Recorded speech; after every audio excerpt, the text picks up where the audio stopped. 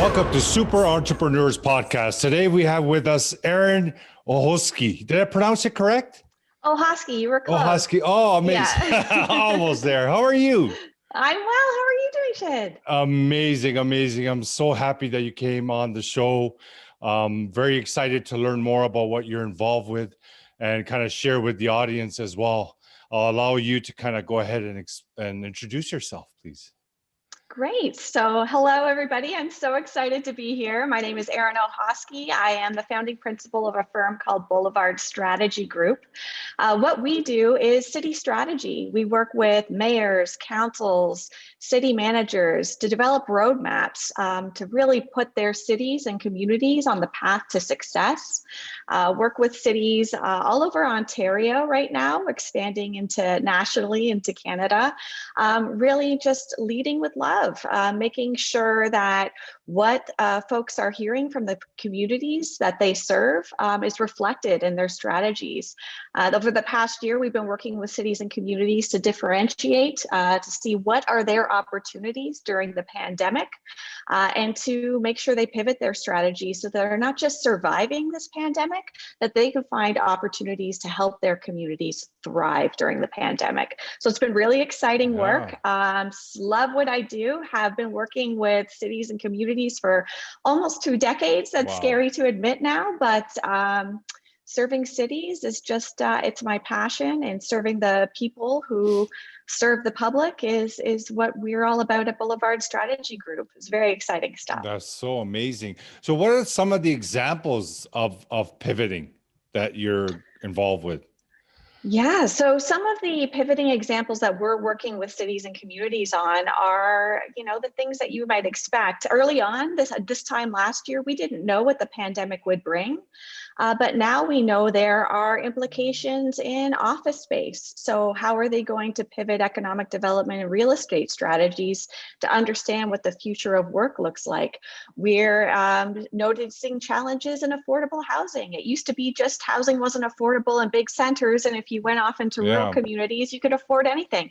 That's not the case anymore. So how can cities work with other levels of government to make sure that the people who live or want to live in their communities can afford to live there and who can thrive in those communities? Inclusion and diversity. We're noticing across the board, communities have to be ready, have to be celebrating inclusion and diversity. So these are just a few examples. The digital divide. Folks move into these communities expecting their internet to be top notch, and that's not always the case.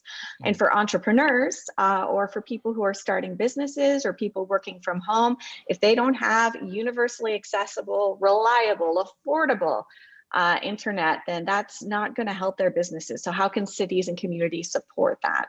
Yeah. So those are some of the issues we've been looking at.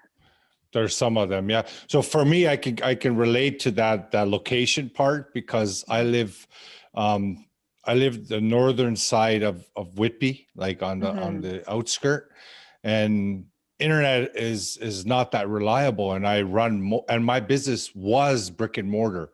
So when I had to pivot with the pandemic, right? Like I had to pivot. I'm one of the pivot childs, COVID pivot child, I call it, right? So I had to make a lot of moves and bring everything online, and I was facing that problem. And I didn't know what to do, but luckily I found a company. I think I reschedule on you as well before because of my internet issue. No, you didn't. I did? Oh, okay. No, but you had internet issues. Yeah, I canceled so many people. I had to cancel in February, and beginning of March, but luckily everything is back to normal again. Because a lot of people are moving out, they don't want the city life. They want to kind of get away. Now, if they're kind of have to stay home and they're working from home, why not get a bigger property and nicer views, right? Yeah, the pandemic's a lot easier when you have a pool to cannonball into in the summer. So a lot of the cities that I'm working with, they're not really cities at all. They're towns, they're hamlets, they're villages who are experiencing growth before. I think there was a trend to allow people, a few days at home working. But now, when folks don't have to go into the office at all, and they're not sure if they ever will have to again, yeah, some of the cities I'm working with, it's just explosive growth. Yeah. And trying to adapt to that and making sure that they're not just coping, that they're, really thinking 10 steps ahead and making sure that they have line of sight to what the real opportunities are for their community is really, really exciting, but very challenging. A lot of people who work for cities right now haven't taken a vacation day since, well, March 13th, 2020, when this all Really? You've been busy, came upon us. Yeah, well, especially the people we serve are very busy folks. Really trying to, they're the people who run indoor recreation facilities who had to Oh, pivot and yes. go to virtual. So we're doing everything we can to support. It's tough to think about strategy at a time like this when But it's a you're just must. focusing on day to day. But we believe that the cities who look further ahead than just tomorrow are going to be the ones who are ultimately the most successful when we find out what the new normal is after this. After this, yeah. So do you actually help businesses as well, or is it just government, like towns and Just cities? government. Towns Okay. and cities is where our business is, but we help businesses indirectly through that. So a lot of cities and communities have economic development portfolios. So as part of developing those strategies, we talk to the businesses who live in those communities about what they need. You gave a great example. I'm trying to run a business remotely and I can't connect in.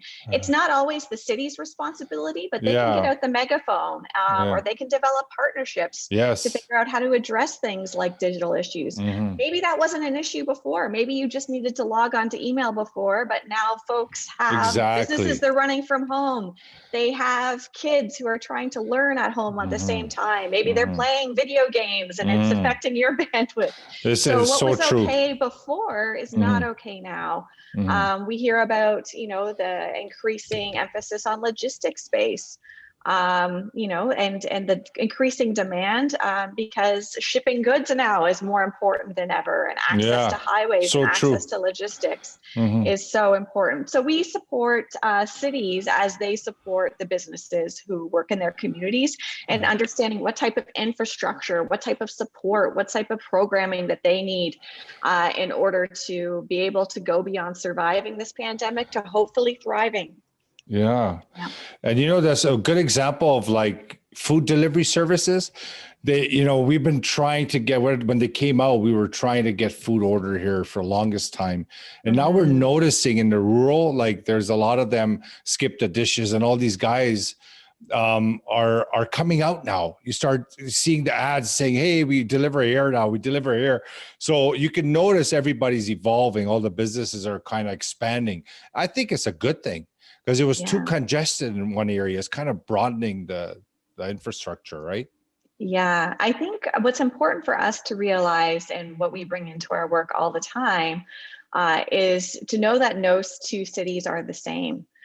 We have a process we go through, but it's really having to listen to the needs of the client, understand what's going on in their city, and making sure that whatever roadmap we help to build is really addressing their specific needs and the ideas that they have. I think a lot of people come into cities, whether they work on staff in a municipal government, whether they are an elected official who signed up, everybody is hearing different things and everybody has great ideas they're bringing to the table. But until they can get on the same page and develop a roadmap that they're all really fired up about and inspired about, it's very difficult to move forward. So that's what we do. We come in and we try and kind of find those areas that people are excited about, bring them together, establish consensus, develop an action plan, and also helps develop performance measures so that the elected officials in the city government can demonstrate to the community how they're progressing, how they're moving the community forward, and how citizens are getting the best possible value for tax dollars every single day. And do you notice like the mindset shift, like the mental health in the government organizations? Like, do you notice that they need help with that? Like, is it kind of bumpy right now because of what's going on? I think that we have to be careful for anyone working on the front lines, and I view Yeah. city governments as one of those. The Yeah. mental health is extremely important. We have Yeah. to understand what employees are going through. So we will work with those employees to understand what their reality looks like. They can't have those conversations around the water cooler anymore, so you don't truly know how your employees are doing unless you ask them. I think the bigger issue, even on the minds of the municipal leaders, the city leaders that I talk to, is how is their community doing? How's the mental health in the community doing, and how can they support that? So many governments, city governments that we work with understand now the importance of trails and parks and virtual programming to keep the senior citizens connected, and making that as easy as possible, addressing digital literacy there. And I don't know about you, Shahid, but where I live in Milton. And if it weren't for our parks and trails and virtual programming to keep Yeah. our community connected, I don't know. I don't know what we would do if it weren't for that lunchtime walk to get out Yeah. in the midst of this pandemic. This is how municipal governments are supporting people where they live. I worked with the municipal government who went above and beyond, and the employees who work there actually helped with a food drive to help folks who were not thriving during the pandemic in their community. It's not within their job description, but this is the type of leading with love that the municipal sector is doing with their communities right now. Mhm. And we're doing everything we can to support them in their efforts. That's great. That's great. I don't know if you remember, I mentioned I used to live in Milton as well. Yes, You guys have a beautiful views, and it's just beautiful town, city. it is. Yeah, we love living here. Yeah, Yeah, Milton's a great place. it's a great place. So do you go all over Canada, or is it just in Ontario? I think you mentioned, right? Just Well, Ontario? yeah, as an entrepreneur before the pandemic, we worked mainly in Ontario because a lot of our work is getting right into those communities. Face to face, talking to business leaders. So before the pandemic, really focused in Ontario because these are public sector tax dollars, and you have to keep your proposals very competitive. So if their travel costs are too high, it starts to diminish the value that you can bring. However, during the pandemic, we've been branching out more and more, talking to communities further afield, because if you're doing this engagement digitally, you Mhm. can do it with any community anywhere in the world. So we're looking now at how we can expand, reaching out to communities outside Ontario. Yeah, that's great. I wanted to ask, you were working as an employee before, right? Right. Yes, So can you yes, talk about that transition into yeah, self-employment? absolutely. So I think what's really exciting about the work that I did and the work that I do is it's all based on making cities better places to live. Every Yeah. single role I've ever taken on has been about making cities better places to live. What I loved about some of the work I did with consultants and firms when I was in municipal government is they were able to bring perspective that I didn't have working in a single municipality. I didn't know what other municipalities were doing, and the value that they could bring to me in my role in telling me what some of the best practices were, some of the leading edge innovation that was happening. That was really exciting, and I got to thinking, I think in time I would really like to do what they do. And I think that I really believed in myself because I knew the challenges that I was facing as a municipal employee. And sometimes firms in the private sector don't always understand the day-to-day reality of people who work in municipal government, who work for cities, the extreme importance of value for money. You have to demonstrate value for every single tax dollar that you collect. So I think having that understanding really put me in a position where I could make that jump, where I could make that connection, and expand into a private sector role while still keeping very keen line of sight to what it was like for me when I worked in municipal government, and understanding, really acutely understanding the needs of the client in that Mhm. sector. You had that experience that will help you in the entrepreneurship journey, especially in this field. And, it makes sense. That's how you got that entrepreneurship bug, and you went Mhm. out after it. Did you have to shift your mindset though? Like, did you have to kind of think about like, okay, am I going into this? Is it going to be okay? Because, obviously the financial changes as well, right? When you take that leap. Yeah, it is petrifying. Yeah. It's absolutely Yeah. petrifying. It takes a lot of mindset work, a lot of self-development when it's you can't rely on that, steady corporate or public sector income week to week. Uh-huh. You really have to make a decision to bet on yourself, believe in yourself, believe in your capabilities, and believe in the value that you can bring and the impact that you can make on the sector that you choose. I think with any entrepreneur starting out, you really have to have a passion for the field you're in, especially, during a pandemic. If you don't truly love what you do every single day, it's going to be hard to wake Of up in the morning course. to not press Oh that snooze man. button. It's staying connected. And that's why I Mhm. love the work that you're doing, Oh, Shahid, is thank you. you are helping entrepreneurs stay connected at a time when it is so, so important. Because without those connections, without that passion, without that mindset, it's very, very easy to feel lost when Yeah. times get uncertain like this. Hmm. So it's a very important lifeline that you in entrepreneur communities to stay connected everywhere are going to bring.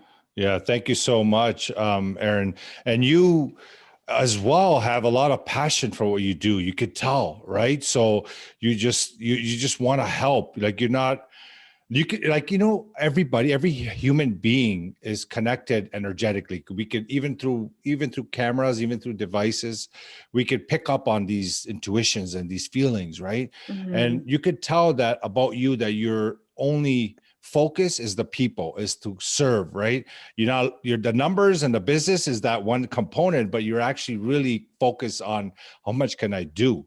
So my Mhm. question comes is, have you considered creating some kind of programs that government employees can sign up for, to get training on how to make life better for them in that environment? Have you considered kind of online courses, stuff like that ever before? I have considered online courses. I think something I'd really like to branch into is, and I haven't quite figured this out yet, but I do have a work that I'm doing on it. I guess it's a related hustle to my main Okay. Yeah. main job Love to is hear it. getting citizens truly involved in what's going on in their municipal government. I think in the public sector, we have that passion. But I think it's difficult to find a voice that gets citizens really engaged and happy in the work that is happening. So I'm looking at building social platforms that really connect the citizen Ah, to yes. what's going on in their community in a really Part cool of it way. And I in a don't know cool about you, way. Shahid, but Yeah. I look at Instagram every single day. I look at my Yeah. social media feeds every Mhm. day, Uh-huh. and I see consumers who are very engaged in products, whether it's wellness products, whether it's the fashion industry, whether it's food. And I don't see that same level of passion and energy and connection digitally, and connecting people to doing great work and Uh-huh. volunteering and being engaged where they live. So Yeah. I'm working on Hmm. platforms right now where we take those lessons learned from the private sector. We take those lessons learned from the restaurant industry, from retail, and we really kind of capture what's going on in cities in a way that would resonate with people by demonstrating success stories, by kind of stopping the jargon that sometimes goes on when we work in the public sector, Yeah. and really developing true, meaningful conversations with people about where they live and what's Yeah. going on. Yeah. So, like an individual, if they want to get involved, they have to kind of get in touch with the city officials, and they might feel uneasy to do that, right? But if you created something that's cool, hip, and you could even incorporate something like a point system, where Mhm. the more involved they get points, and at the end of the month they receive something good, Mhm. or on their name there's a specific small amount of money that's donated towards the city, something that gets them involved, makes it more exciting, puts some pizzazz into it, right? And I think that will work globally. not just in Canada, like that kind of concept. And the reason why I brought this up is that I have this, I guess, knack, because when I see it in someone, I want to bring it out, that I think you should definitely go on that route, because I see something phenomenal happening. So if Oh, thank you so much, yeah, Shahid, I for your will. trust and Yeah, confidence. I You think you know what it should was go with that me? way. Mhm. I'll tell you a bit of a story. I was working on a project when I worked in city government, when I was a public sector employee, and I was so excited. It was a transit project. I was so excited about it. This transit project we were working on at the time, Shahid, it was going to connect people to jobs, people who didn't have access to transportation, Oh, people who needed greater opportunities. It was going to connect these people to the opportunities that they so truly needed, but didn't have a way to get there. uh-huh. But when I came home and talked to my family about it, I wasn't speaking like that. I was saying, hey, good news. We've got terms of reference, an agreement in principle to proceed with project X42. And I'm being silly, but Yeah, that's how I was communicating to it. yeah. And I could see they were kind of like, oh, Yeah, what uh, is she talking talking about? about. And I think there's a real disconnect between sometimes the way we communicate the projects we're really excited about Yeah. to the audiences we want to get Yes. excited. So Yeah. that's kind of the side Yeah. hustle Yeah, that's true. that I'm working on right now. But it is a different angle that is about connecting people to the places where they live. And if it's not Yeah. about connecting a resident to the community they live in, maybe it's about getting inspired about something that's happening elsewhere. I get inspired by the places I look at all the Yeah. time, whether it's Porto, whether it's Melbourne, Yeah. these places that are doing really cool things, Stockholm. And I get excited about that. And I'm like, New wow, Zealand. you know, New Zealand, we don't always, we aren't always connected to what's going on elsewhere. So if we can showcase the very best of the best and get people inspired, I think that's going to lift up communities everywhere. Have you looked at New Zealand though? Like, have you, like, I'm really impressed with I have never been, but just from what I hear, their infrastructure, the way they do things, I don't know. Have you studied them? I've looked at them a bit, Yeah. not at the city level, more at the Yeah. national level. I think they Hmm. have phenomenal leadership Yeah. there. Yeah. You know, the way Very they responded impressed. to the pandemic was very Mm-hmm. decisive. Mm-hmm. The way that they were able to adapt in the wake of Yes. emergencies Yes. has been incredible, resilient leadership. Yes. So yeah, that's a great example as well. And I think Yeah. sometimes when we're so focused on the day to day, whether you're a city government or whether you're an entrepreneur, there's a real risk when you don't feel secure that you get into the weeds and you lose that perspective. You lose that source of inspiration that got you Uh-huh. fired up when Yeah. you started your business. So you really have to step back sometimes, take a look at what's going on elsewhere, and rediscover that inspiration, because that is how you're going to deliver the best value for your clients. Amazing. Awesome stuff, Erin. What's the biggest surprise you had in your entrepreneurship journey? Hmm. I think it was, you know, when I became an entrepreneur, when I became a consultant for the municipal sector, I thought I would be losing that sense of camaraderie and teamwork that I had when I worked in a more corporate environment. I thought, okay, I'm going to be a lone wolf, and I just have to come to terms with that. But what I was really amazed by is some of the clients, a lot of the clients I worked with, I really felt like I was part of their team. When you're able to establish that trust and confidence with your clients, I felt and I feel to this day that I am part of their team, that we are all on the same page, that we all are going for that same goal. So I think that camaraderie that I didn't think would be there when I decided to become an entrepreneur, where you're able to establish that connection and demonstrate that you're on their side and that you want nothing more than the success of the community they serve. You do find that sense of teamwork, and you do find those connections. I think what's really cool, I didn't really have a lot of opportunity to do it before, is talking to elected officials, really talking to them about why did you decide to run? for governments. Why? It's a huge, I mean, people who serve in an elected capacity, they are probably the most underpaid individuals. Tell me your especially why. people who do it part-time. Like, Yeah. why would you decide to do this? And the Yeah. love and the caring and the wanting to do good and the passion. It's phenomenal. And to be able to find those opportunities where one of those public servants, one of those elected officials felt passionate, and being able to convey that to others and create this momentum, it's amazing. What's the number one answer you get? When I ask people why they when you ask them why, what is your why? I hear two things. I hear, you know what, I've always, wanted to make this community a better place to live. So powerful. And if I thought, you know what, I have to step up if I want truly the very best for the community. And it could be anything. It could be maintaining what makes that community great already, or it could be, we are transforming into this aspirational future state. It's people who felt they could no longer sit back, that they wanted to be engaged, and people who, are just, they live and breathe public service. It's really inspiring. Yeah, that's great. See, you can either, complain or find problems, or you can step up and be part of the solution and give back, and that's the real change, right? That's the real difference. And I think in business, you can kind of lose sight of that.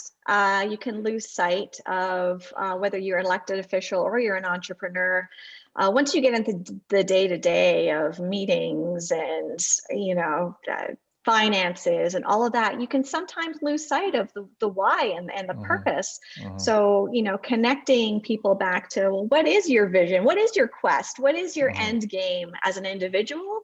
And figuring out what that means as a collective and developing a roadmap to get there.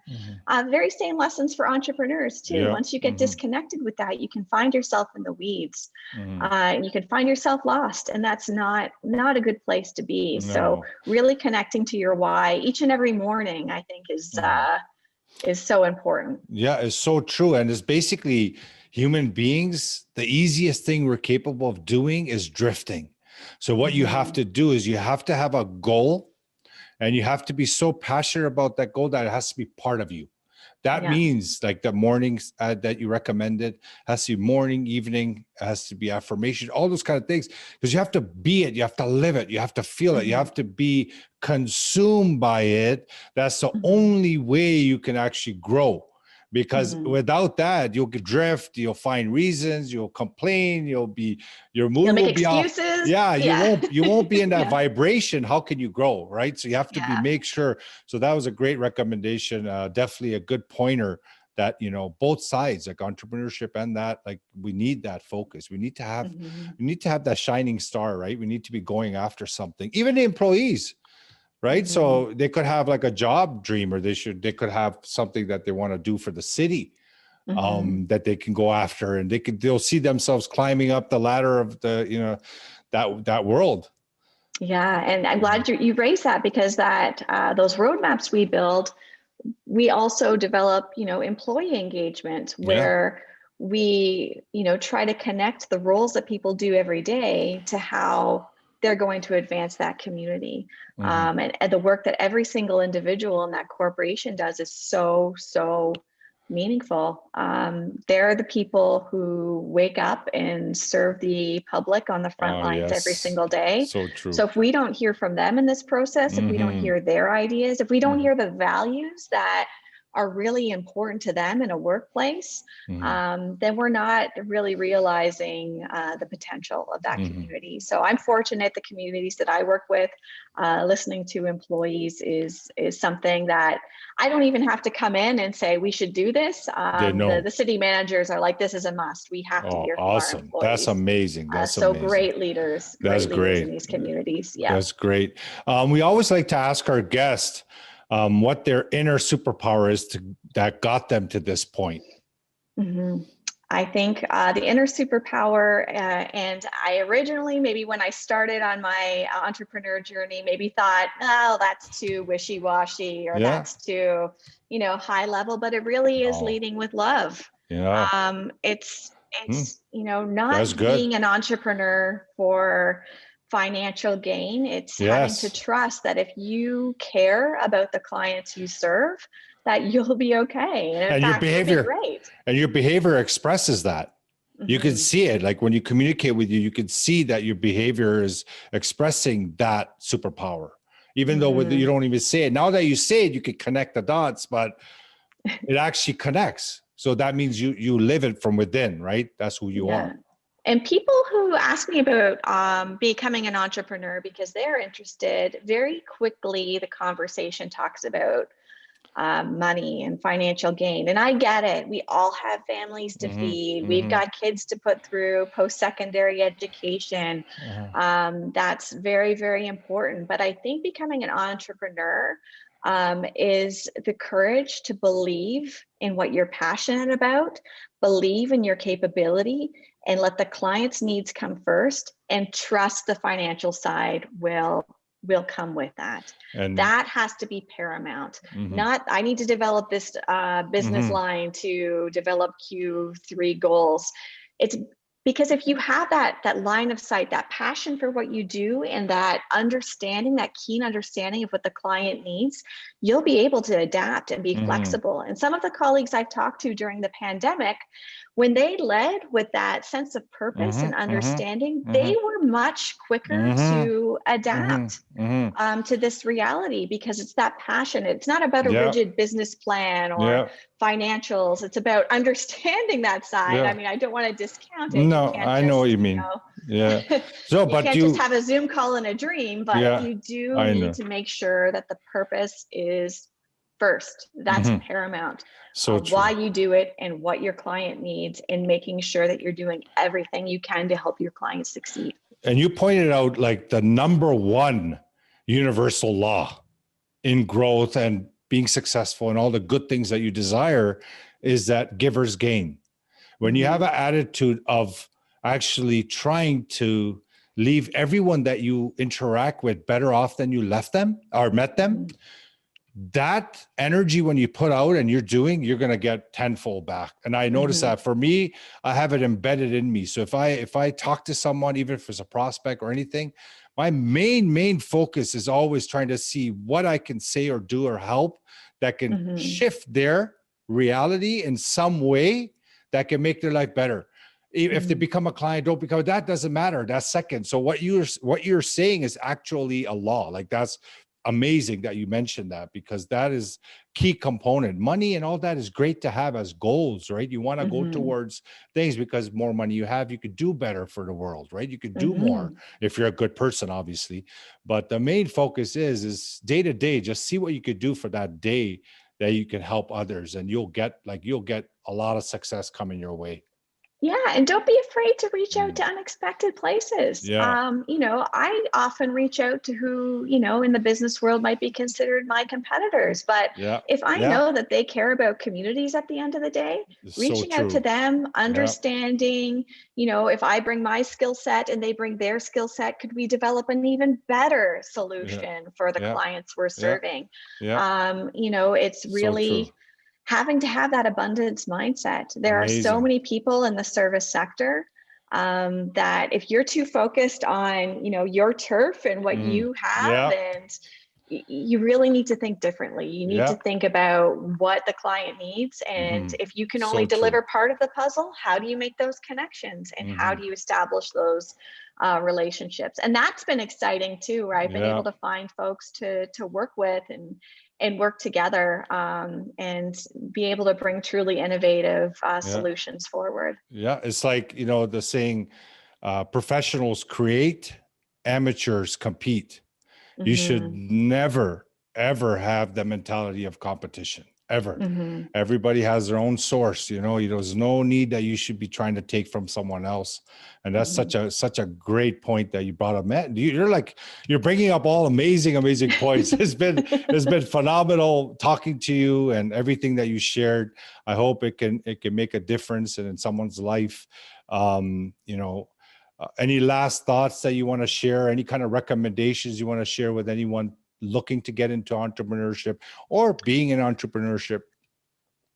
Yeah, I think a few things. Number one, have passion for what you do. If you're not 100% convinced that what you're doing is going to help you get out of bed on the hardest day, then reconsider it. Figure out what you are passionate Yes. about. When I was getting in this field, I was doing self-development work where they said, even when you were a child, when you worked on things in school, what were you really excited about? Those Yep. are really good clues into what might drive you as an adult and as an entrepreneur. So that's number one, your passion. Number two, love your client. Love them. Make sure that they succeed in whatever they do. And you might have processes that help you become more efficient. Maybe it's automation, and that's all great, but they need to be in service to your client. Yes. So if you need to adapt them, then go ahead and do that. I'd say number three, I thought this was a little bit hokey when I started as an entrepreneur and I was reading about it, but it's truly helped me a lot, is believe in abundance. Yes.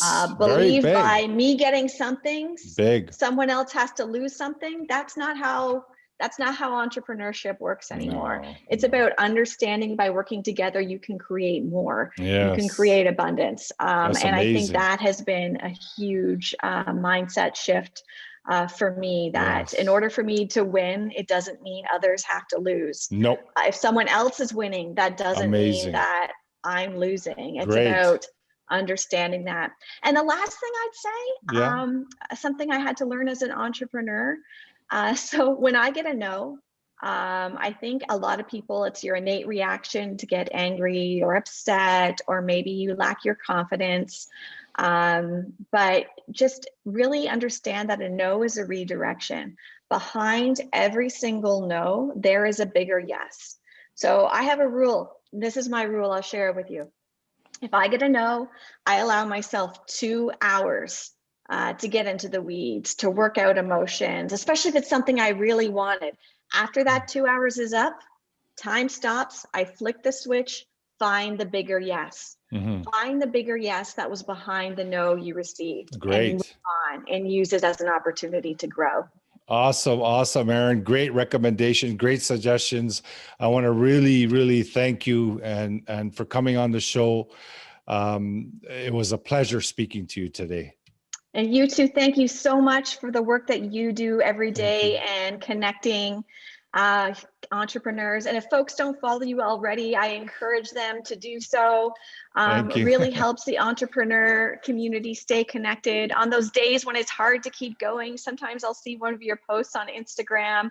I get inspired. I get excited. It gives me the fuel I need to keep going. So thank you for the value that you're bringing to entrepreneurs every day.